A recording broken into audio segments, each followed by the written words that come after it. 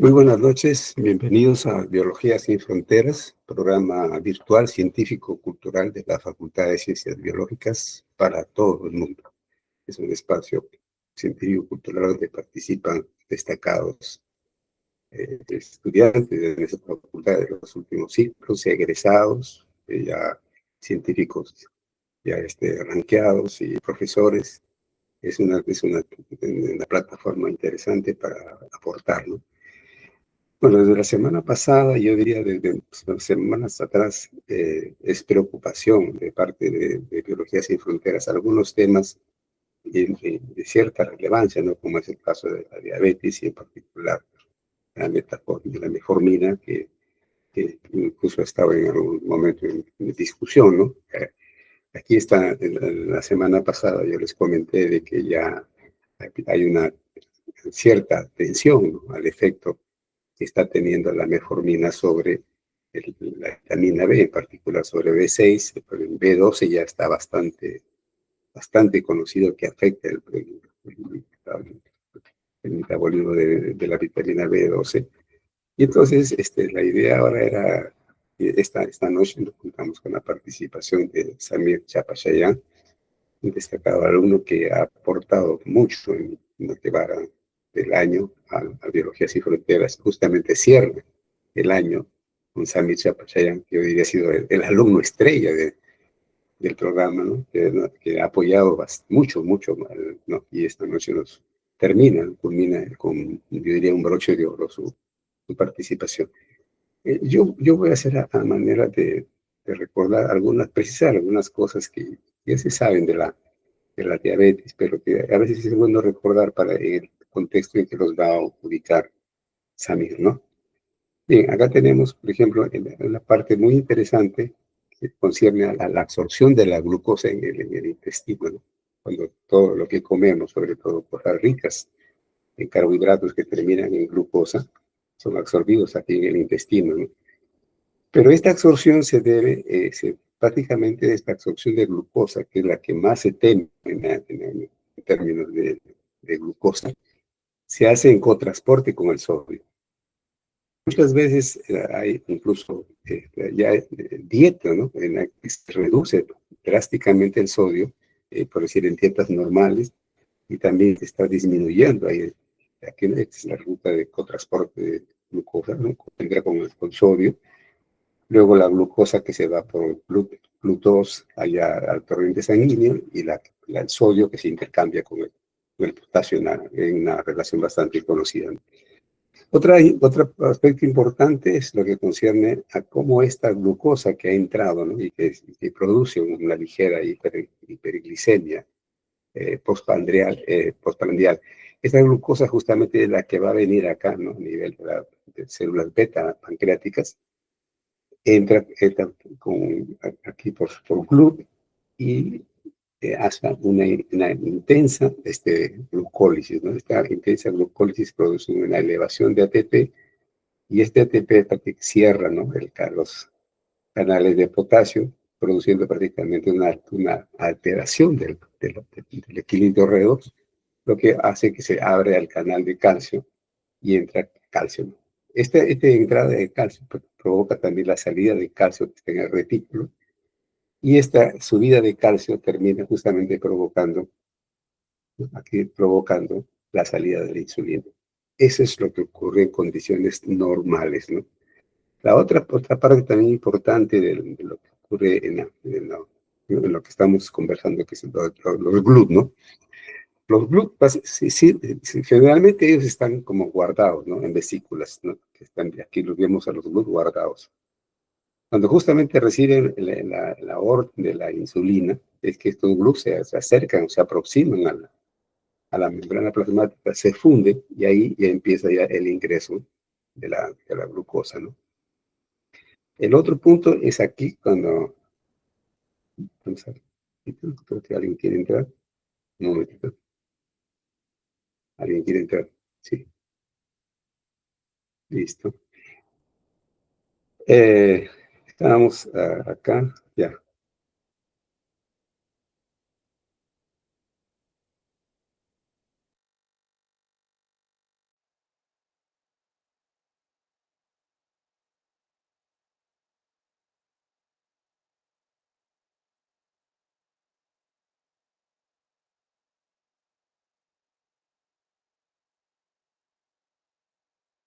también la insulina activa genes que están implicados en muchos, que la parte final de la mejor termina involucrada en cáncer, en el control de la tumoración, ¿no? Y estamos entonces hablando de esta vía en la cual se activa la vía del MAP, la vía de las metquinases, ¿no?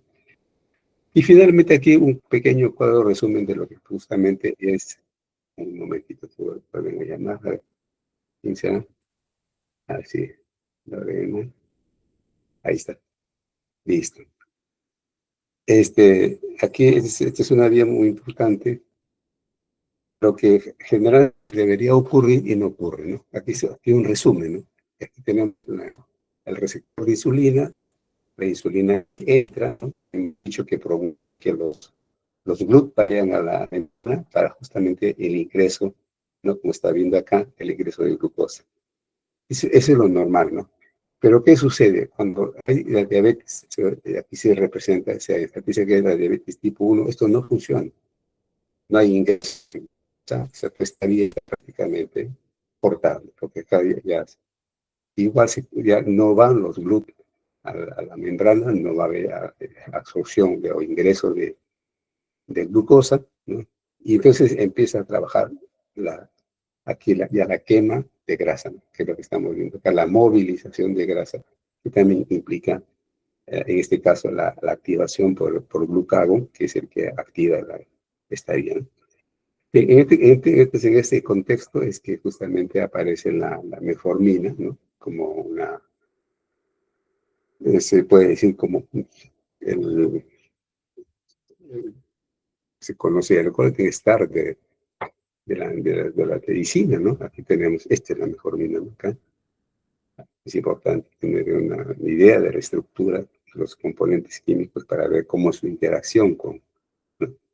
Ahora sí los dejo con Samir Chapachayán, y él ya no necesita presentación, él es muy conocido en Biología Sin Fronteras. Adelante, Samir, con tu tema, por favor.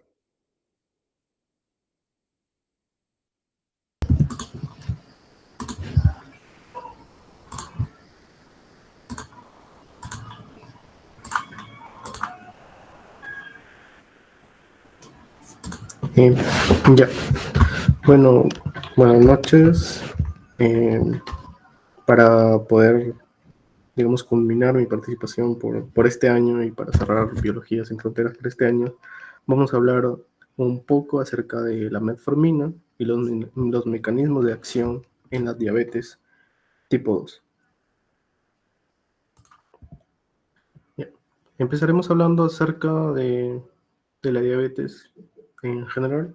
Este es un síndrome heterogéneo que está caracterizado por una hiperglucemia y la cual se va a clasificar en dos tipos, la diabetes tipo 1 y diabetes tipo 2. La diabetes tipo 2 se caracteriza por una pérdida heterogénea progresiva no autoinmune de la secreción adecuada de la insulina de las células beta de los islotes. Además, también se caracteriza por una resistencia a la insulina y un síndrome metabólico.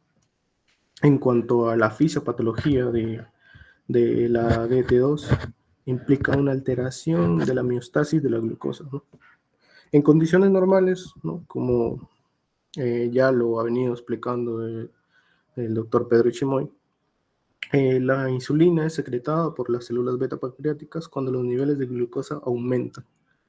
Aquí, como podemos ver, hay un transportador, el GLUC2, que va a permitir el ingreso de la glucosa y la posterior glucólisis, ciclo del ácido cítrico, fosforilación oxidativa y el aumento de la concentración del ATP.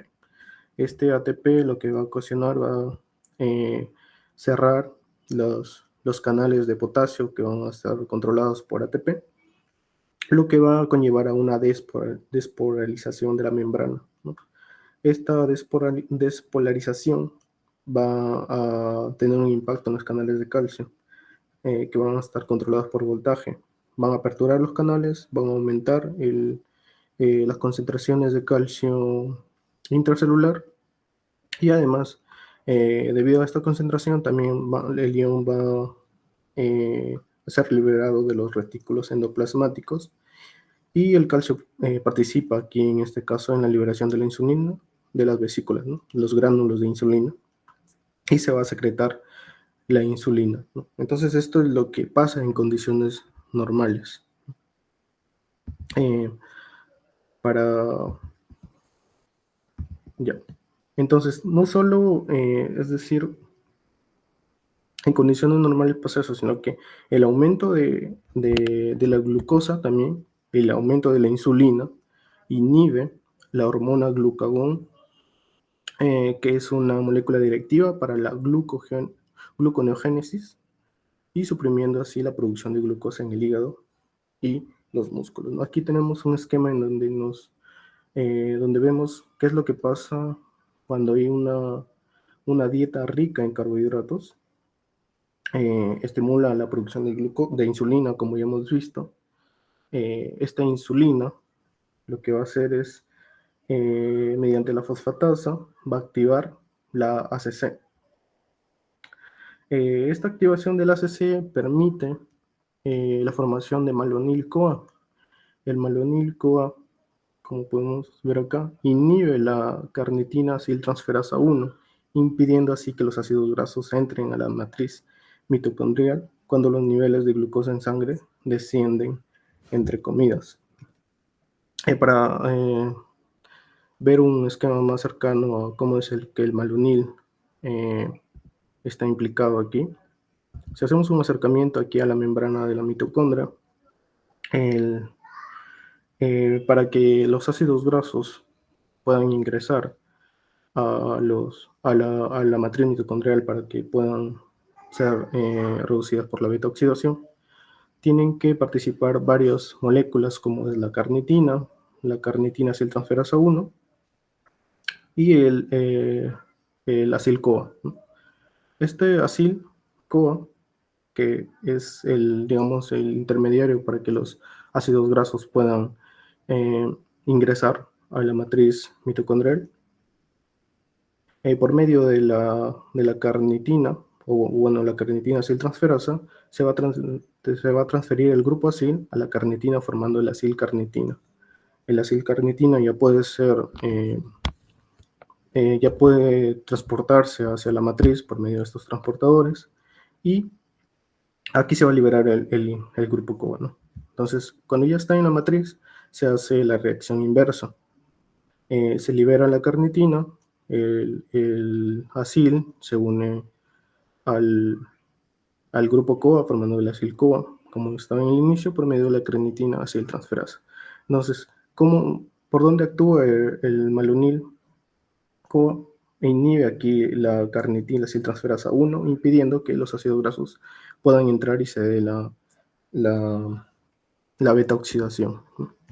Entonces, aquí el malonil-CoA inhibe esta entrada de los ácidos grasos del acil-CoA, inhibiendo carnitil aciltransferasa 1, ¿no? Y inhibe toda esta vía que da como resultado el acetil-CoA por medio de la beta oxidación. Esto es lo que pasa cuando hay una elevada concentración de glucosa y la insulina es secretada normalmente. Pero cuando no hay una elevada concentración de glucosa en la sangre, van a aumentar los niveles de glucagón.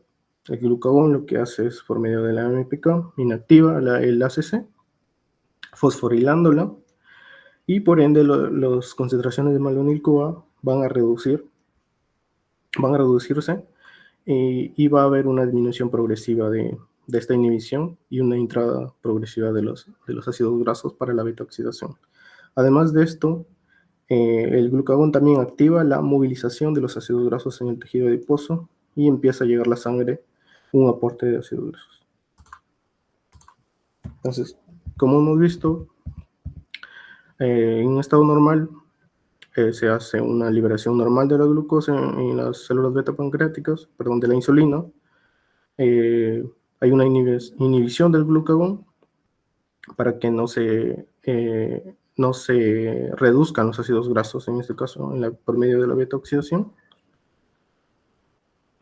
Y además, como ya se había explicado anteriormente, la insulina tiene ciertos receptores, ¿no?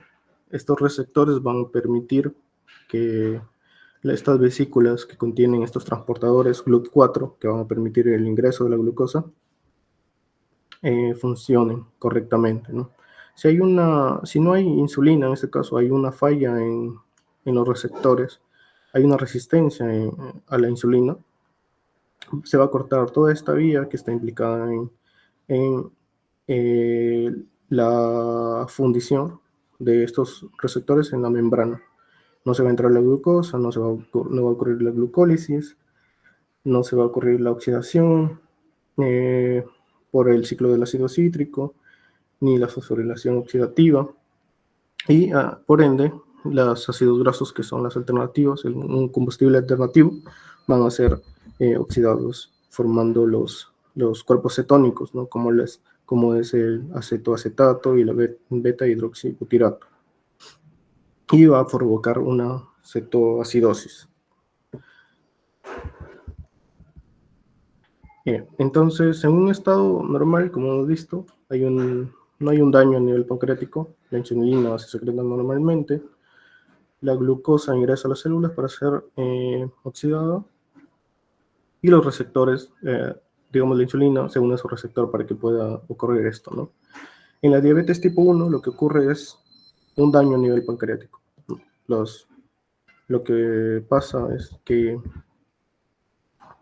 la insulina no va a poder secretar, ya que como es autoinmune esta enfermedad, hablando de la diabetes tipo 1, las células beta pancreáticas se van a degradar y no va a haber una secreción de la insulina. Y por ende va a haber un aumento de la concentración de glucosa en la sangre y no va a ser asimilado, ¿no? En cambio, en el tipo 2 no hay un daño al nivel de la insulina, perdón, del páncreas, de las células beta pancreáticas. La insulina se va a secretar, va a haber una hiperinsulinemia, debido a que hay una resistencia a la insulina, hay un fallo aquí en cuanto a los receptores de la insulina. Esto va a ocasionar, pues, además de una hiperinsulinemia, una hiperglucinemia. Como vemos acá, aquí estamos en este esquema en donde nos habla que la insulina no puede dirigir la apertura de las puertas, por lo que la glucosa no ingresa a los tejidos porque se produce resistencia a la insulina, lo que significa que la hormona es rechazada por las células diana y el metabolismo de la glucosa no funciona en las células, ¿no? Lo que habíamos comentado.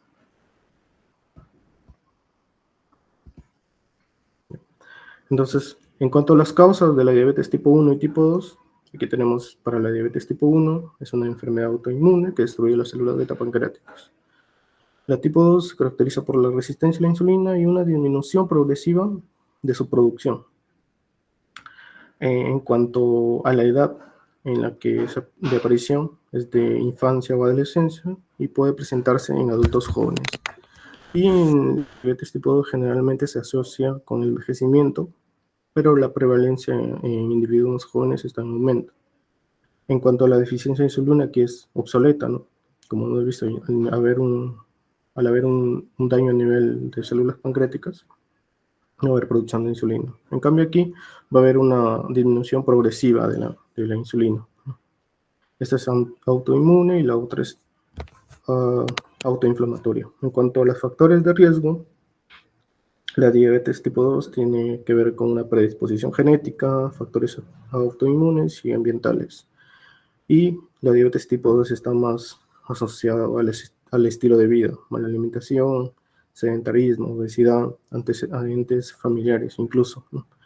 Entonces, viendo este esquema, teniendo una idea más clara de la diabetes tipo 1 y tipo 2, se podría tal vez decir que la diabetes tipo 1 se puede controlar de una mejor forma administrando insulina, ¿no? Pero la diabetes tipo 2, en este caso, la insulina se encuentra ahí, por ende, se están buscando, aún no hay un medicamento para la diabetes tipo 2, ¿no? Se están buscando alternativas, una de las cuales es la metformina.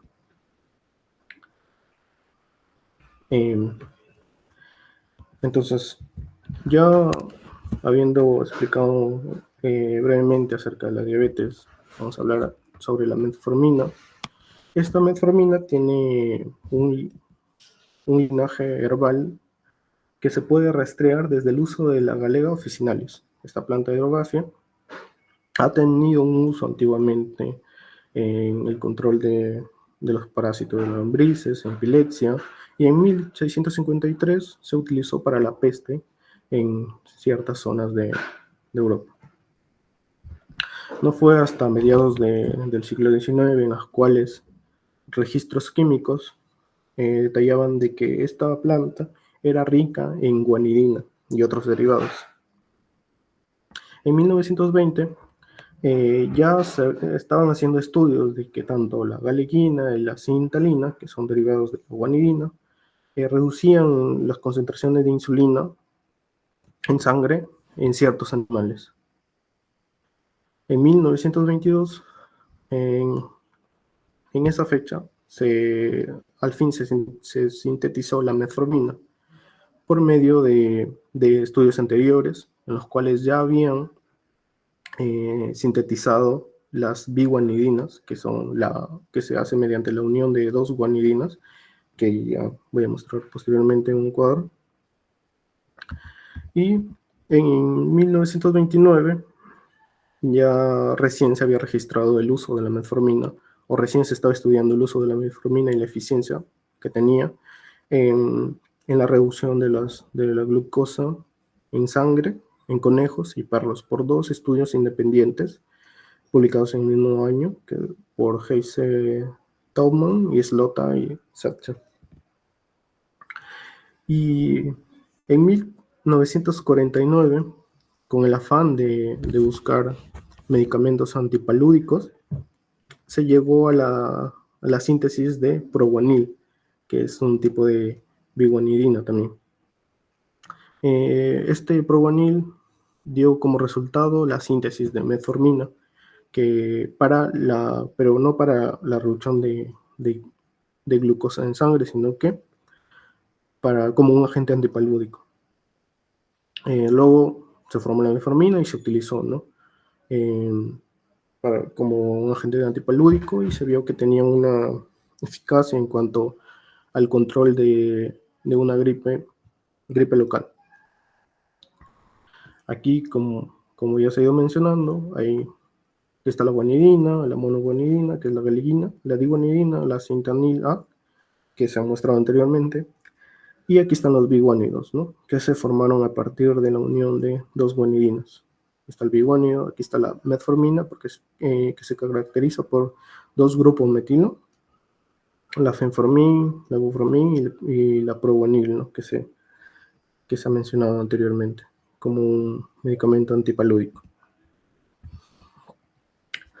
El camino en sí de la metformina no ha sido fácil, ya que en este caso, una de las evidencias que había de los efectos adversos que tenían los biguánidos, así como la guanidina y sus derivados, que eran tóxicos para los humanos y para los animales incluso. Pero no fue hasta que este doctor, Jan Starr, empezó a estudiar la metformina y otro biguanido como es la fenformina, y dio como resultado unos estudios exitosos y un artículo que fue de referencia para empezar los estudios y los tratamientos clínicos con metformina. En 1956, comenzó a investigar la metformina tras experiencias previas con otros compuestos como la flumamina y la galeguina, ¿no? En realidad él no estudió con la flumamina, sino que ya habían artículos que hablaban acerca de la flumamina y sus efectos en la reducción de la glucosa, pero él trabajó con la galeguina, un trabajo que fue, según este artículo, Bailey, fue decepcionante. Pero después de ese trabajo que hizo, el dueño del laboratorio en el cual él se encontraba en estos años, le fomentaba que trabajara con la metformina. Entonces él, junto a su colega Denise Duval, llevaron a cabo el programa de investigación sobre varios compuestos basados en guanidina, incluyendo la metformina y la fenformina, en modelos de animales, ¿no?, diabéticos y normales. Sin saberlo, estos investigadores duplicaron los estudios sobre estos compuestos, destacando los problemas que ya se habían evidenciado, que es la alta toxicidad y las limitadas propiedades reductoras de la glucosa que tenía. En cuanto a los estudios de este investigador indicaron que la metformina podría reemplazar las necesidades de insulina en algunos individuos con diabetes, que se conocía como inicio a la juventud y de inicio a la madurez. Y además reducían las dosis de insulina requerida por otros, pero en realidad no eliminaba la necesidad de insulina en individuos con diabetes de inicio a la juventud, ¿no? También observaron que no había ocurrencias de hipoglicemia, y se había informado que no habían efectos adversos en pacientes que no tenían diabetes. Estos efectos o estos resultados fueron suficientes para que estos investigadores publicaran un breve relato sobre sus hallazgos en una revista marroquí. Textualmente, ellos informaron lo siguiente, ¿no? Un párrafo que se había remarcado es el siguiente: la metformina es bien tolerada, lo que incluso después de su administración muy prolongada no daña el organismo. En dosis bajas es hipoglucémica por la vía oral en el conejo, el pollo, la rata, el conejillo de Indias, el perro, el conejo diabético con aloxano y el ser humano diabético. Y su lugar definitivo en el tratamiento de la diabetes requiere más estudios, ¿no? Entonces, este investigador ya había resaltado la eficiencia que tenía la metformina, a diferencia de otros biguánidos que eran, además de tóxicos, y no tenían una alta eficiencia en cuanto a la reducción de glucosa en la sangre, en las investigaciones que ya se habían hecho. Ahora vamos a hablar un poco acerca de la metformina, sobre los mecanismos moleculares, iniciando sobre el transporte, ¿no? Que es necesario un transporte, ¿no? La metformina existe en un estado cargado positivamente en condiciones fisiológicas, lo que sugiere que es probable que sea necesario un transportador para que la metformina atraviese la membrana plasmática. Hay un informe en 2002, si mal no recuerdo, en las cuales habían informado que la metformina requería de un transportador, que era el transportador de cationes orgánicos 1, el OFNI, ¿no? Posteriormente ya se habían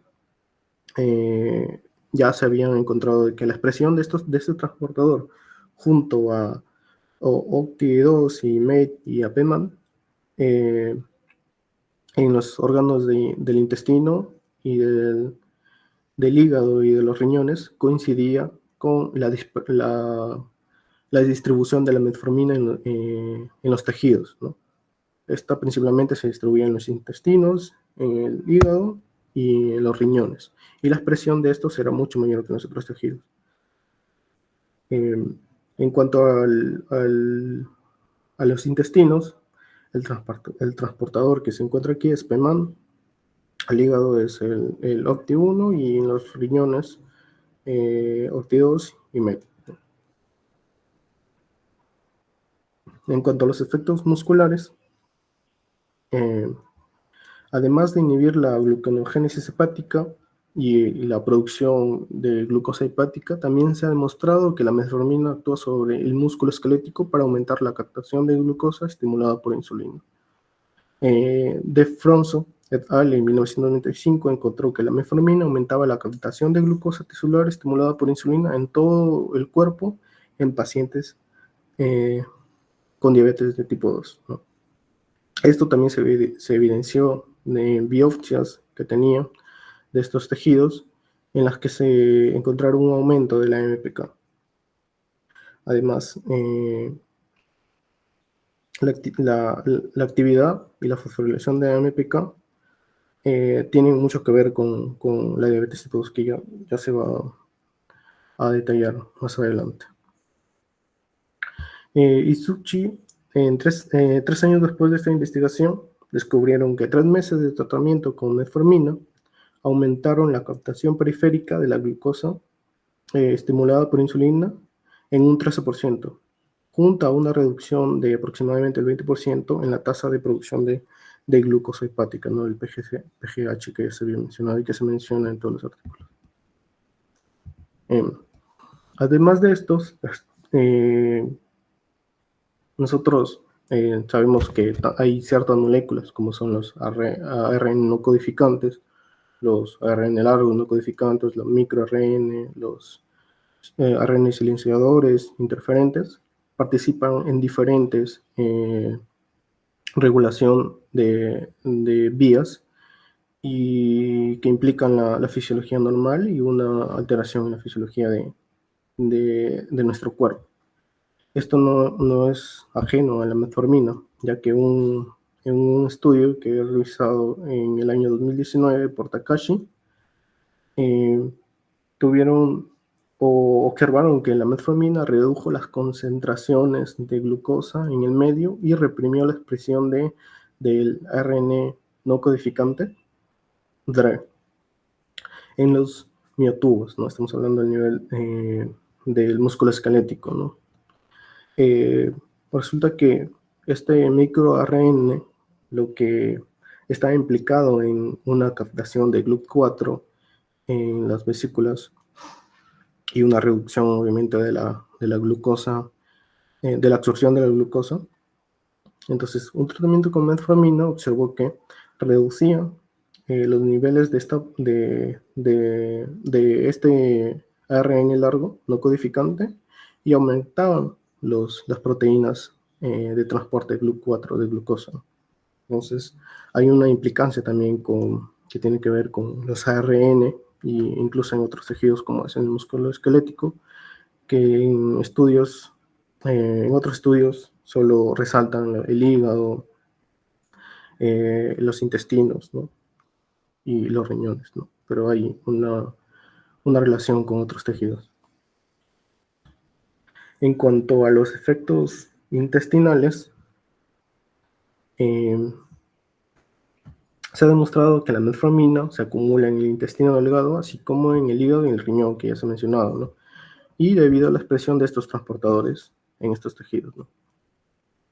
Estudios observacionales han notificado efectos secundarios intestinales en un 16% y un 62% de los pacientes, lo que conduce a una intolerancia a la metformina en un aproximadamente 5% de los pacientes.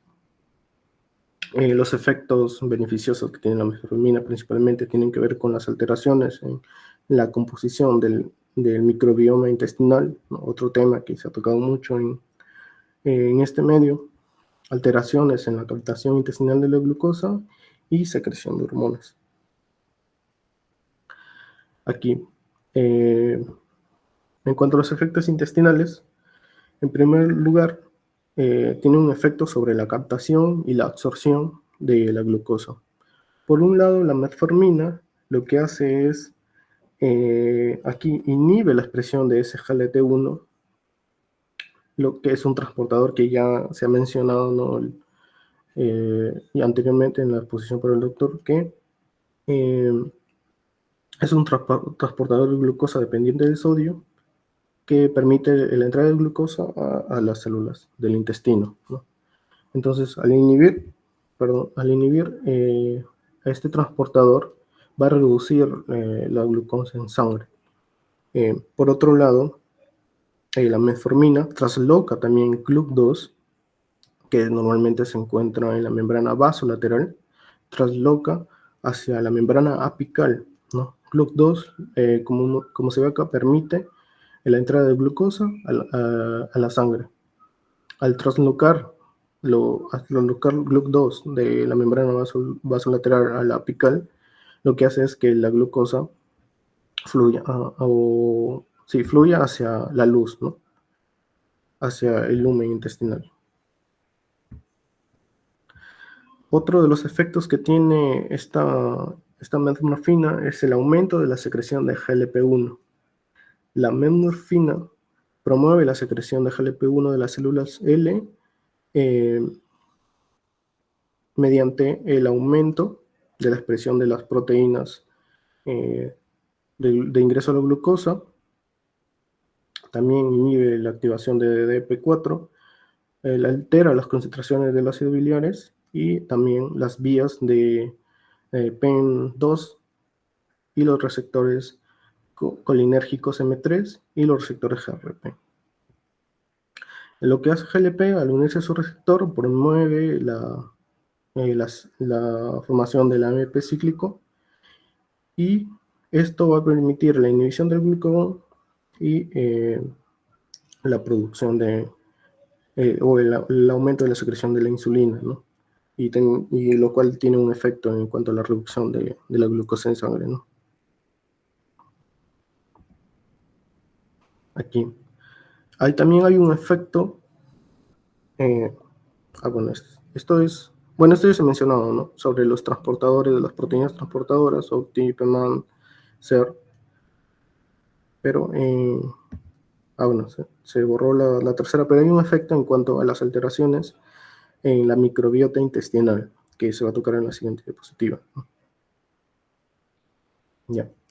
En cuanto a la modulación de la respuesta inmunitaria, la metmorfina puede modular la respuesta inmunitaria intestinal alterando la composición de la microbiota intestinal, en particular mediante la supresión de las citoquinas proinflamatorias y también regulando a la baja las vías de factores nucleares, como es la NF-κB, lo que digamos resulta en una inmunomodulación. También en experimentos in vitro, la metmorfina inhibe la diferenciación de los monocitos a macrófagos. Hay una supresión aquí, lo que tiene que ver también con una disminución en la inflamación.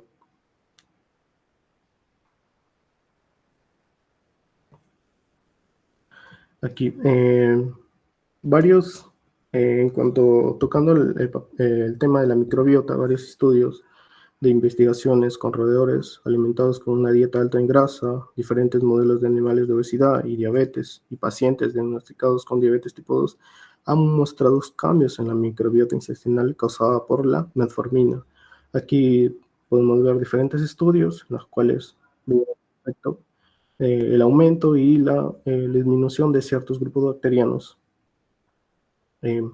Uno de los puntos que más me ha llamado la atención es que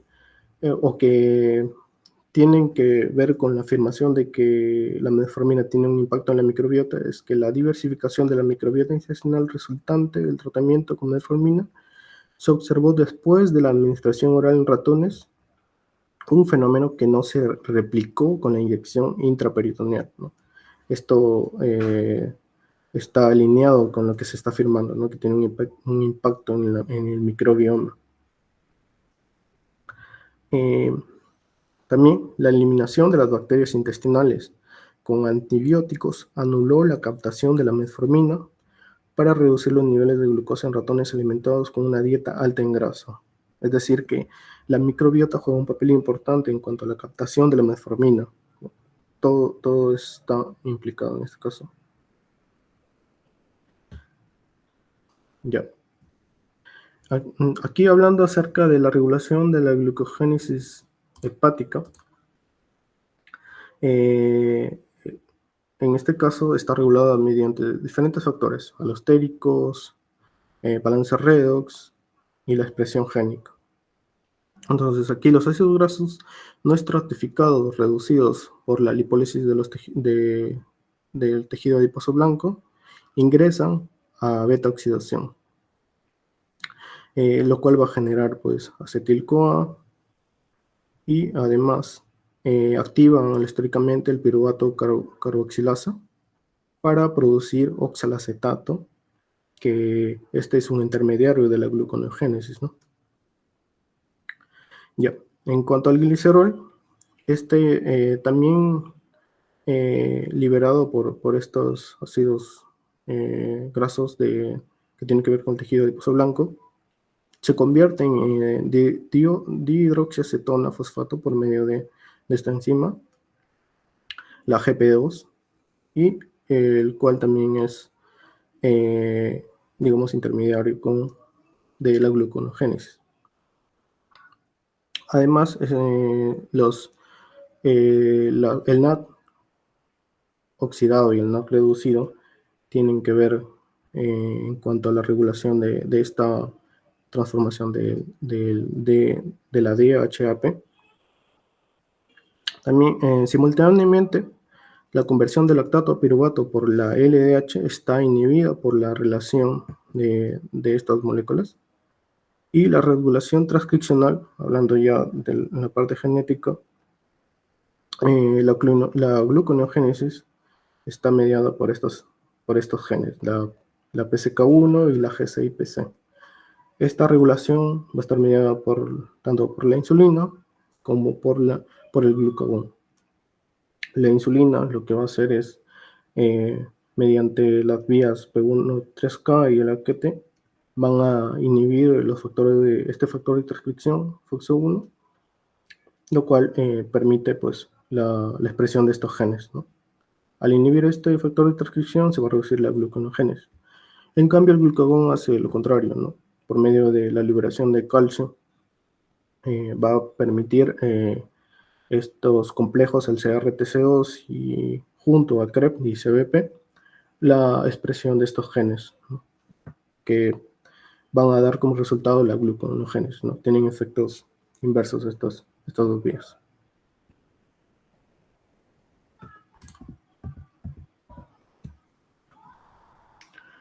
Ya. En cuanto a los mecanismos que se proponen por los cuales la metformina inhibe la gluconogénesis hepática, tenemos a que la metformina va a inhibir el complejo 1 de la se me fue el nombre de la cadena de transportador de electrones, ¿no? que está involucrada en la producción de ATP.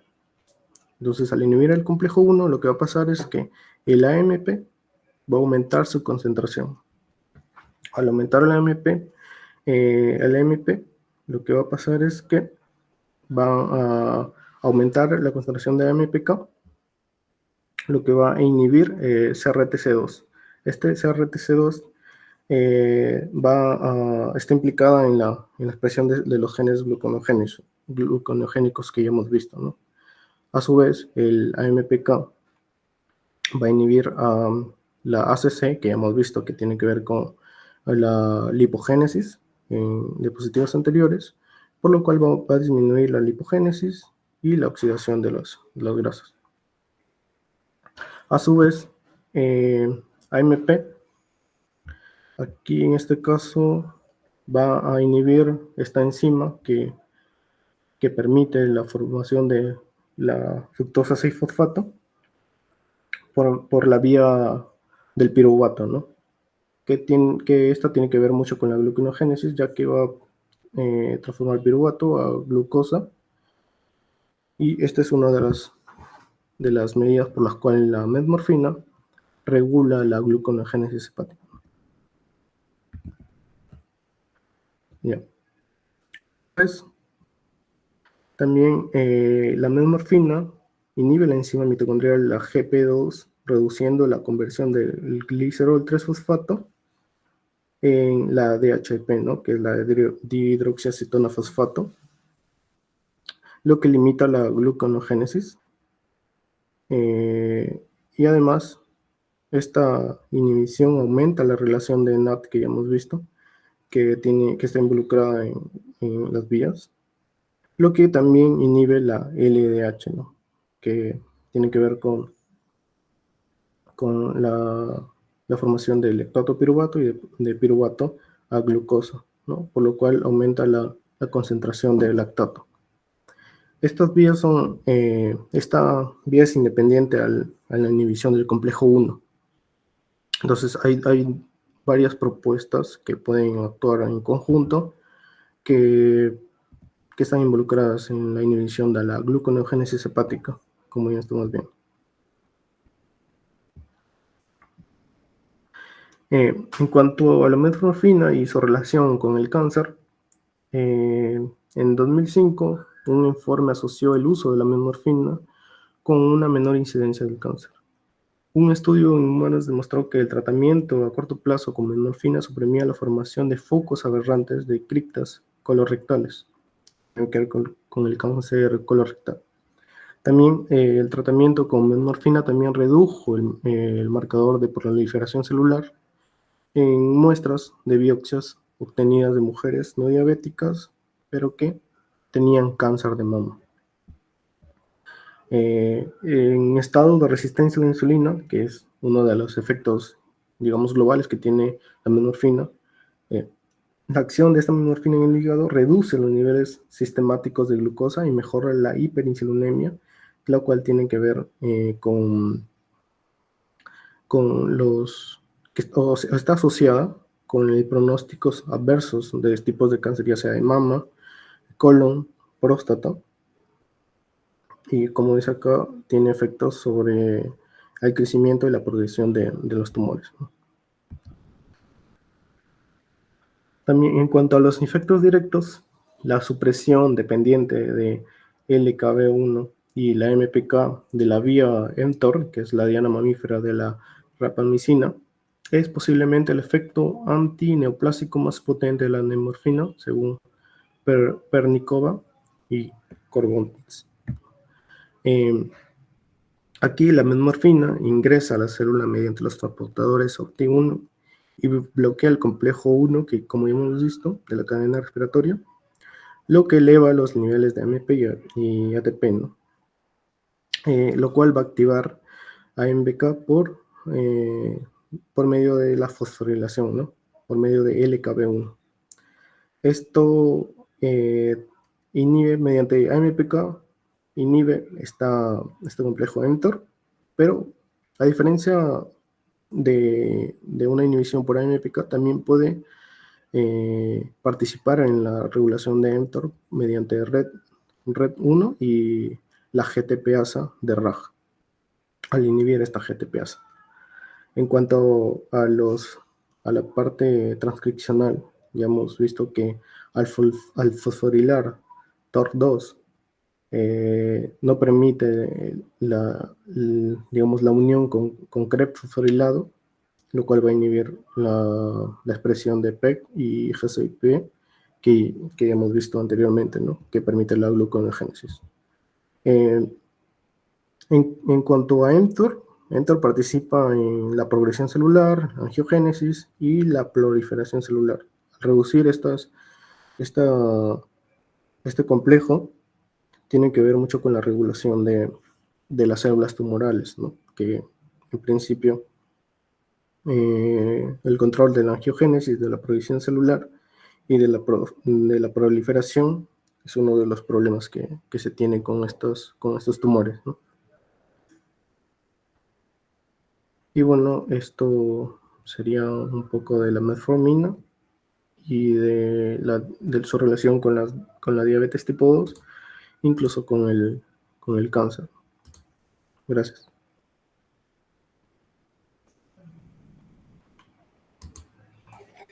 Muchas gracias, Samir, muy interesante.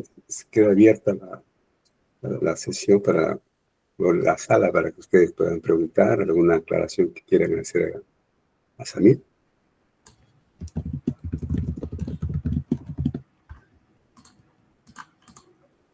¿Alguna pregunta, alguna aclaración?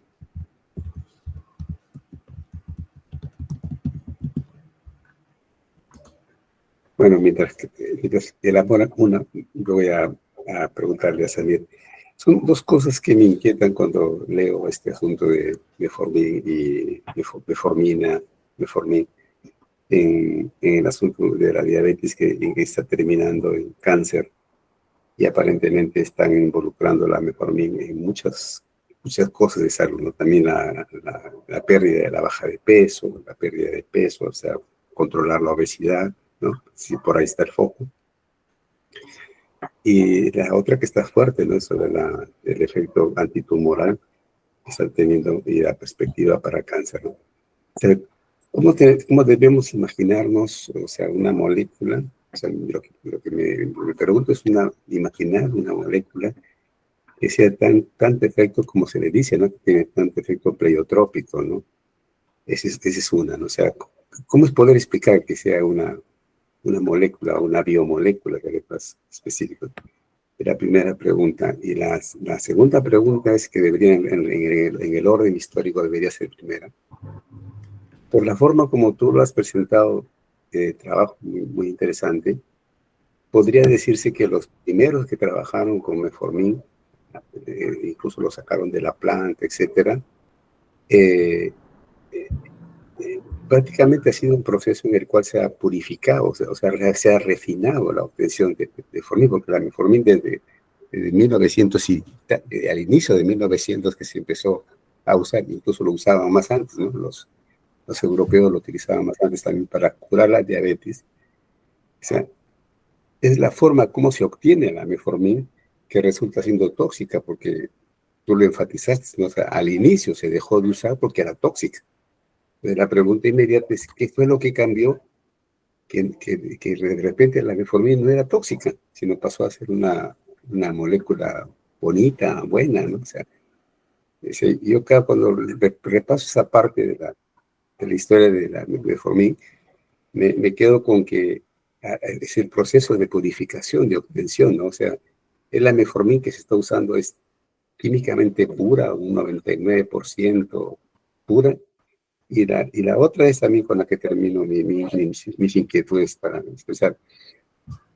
Es que casi toda la literatura que habla sobre los mecanismos finos que tú has explicado, también has explicado, los mecanismos finos por los cuales regularía sobre todo la gluconeogénesis, ¿no? Porque la que controla la gluconeogénesis, sobre todo hepática, y donde está el foco también de resistencia insulínica, ¿no? En los diabéticos. Este, la mayoría, como por ejemplo el caso de Ida Pernikova y Marta Corbornis, que hablan sobre que, por ejemplo, dicen que a pesar de décadas, incluso lo mencionan así, a pesar de décadas de estudio sobre metformin, no se ponen de acuerdo, no hay un consenso de los científicos sobre metformin. Eso es, ¿qué podrías decirnos algo Samir? En cuanto a la primera pregunta, yo considero de que, así como la metformina, aún hay diferentes moléculas que aún no se han aislado, tal vez por, por la poca atención que se tiene con los compuestos activos que pueden tener algunas plantas, ¿no? La metformina se está usando desde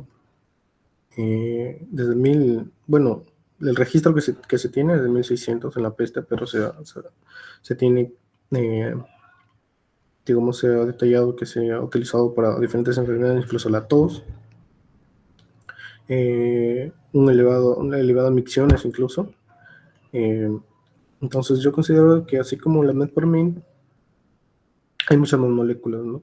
La metformin tiene una alta afinidad eh, a diferentes proteínas, eh, puede alterar varias vías y yo considero que no sería como una molécula, o sea, sí es muy, muy especial, pero hay muchas más que podrían, o al menos ese es mi punto de vista, que podrían estar implicados en, en diferentes tratamientos clínicos, ¿no? Como usted lo mencionaba, de que por qué antes no se usaba la metformin, que era tóxica, y se empezó a usar después clínicamente por las investigaciones del doctor que ya había mencionado, es que tenía que ver con la acidez. La acumulación de las biguánidos implicaban la toxicidad y acidez en los pacientes que consumían, ¿no? Pero posteriormente a eso, eh, no recuerdo muy bien el año, pero resulta que había un gen eh, que estaba implicada en una acumulación de los biguánidos. Este gen se encontraba en la población europea, en el 16%, si mal no recuerdo. Entonces es una gran cantidad de habitantes, ¿no? Y principalmente las investigaciones y los usos que se hacían eran en Europa. Entonces yo creo que ese es uno de los factores por los cuales la metformina al inicio, o los biguánidos, porque se empezaron utilizando los biguánidos, y últimamente la metformina estaba como a un lado, no habían estudios, no se interesaban en la metformina, en los demás biguánidos sí. Entonces digamos, los efectos adversos que tenían esos biguánidos en la toxicidad tuvieron un efecto con los estudios, con los demás biguánidos que es la metformina. Y además la, esa alteración genética que implicaba una acumulación y una toxicidad de los biguánidos, también implicaba una disminución, un menor uso de la metformina, en este caso. En cuanto al consenso que se tiene con la metformina, tiene que ver mucho también con su plasticidad que tiene, ¿no? Está involucrada con las células musculares, vías hepáticas. Yo creo que es eso también, ¿no? Porque al tener mucho, digamos, controlar muchas vías, regular muchas vías, también implica una confusión en cuanto a poder estudiar estas moléculas, ¿no? Porque para estudiar algo se trata de primero aislarlos, ¿no? Siempre aislamos ciertas vías, pero en realidad todo está relacionado, ¿no? Como hemos visto, hay un efecto en la microbiota incluso, ¿no? La microbiota también regula la ocultación, o sea, no solo está regulado con nuestro cuerpo, la microbiota también tiene un impacto ahí. Entonces, yo creo que para llegar a un consenso tal vez debería globalizarse la regulación que tiene la metformina y la implicación que tiene con los efectos incluso en el cáncer y en la diabetes, ¿no? Y bueno, eso sería mi aporte. Muy bien. ¿Alguien quiere participar, hacer alguna pregunta a Samir?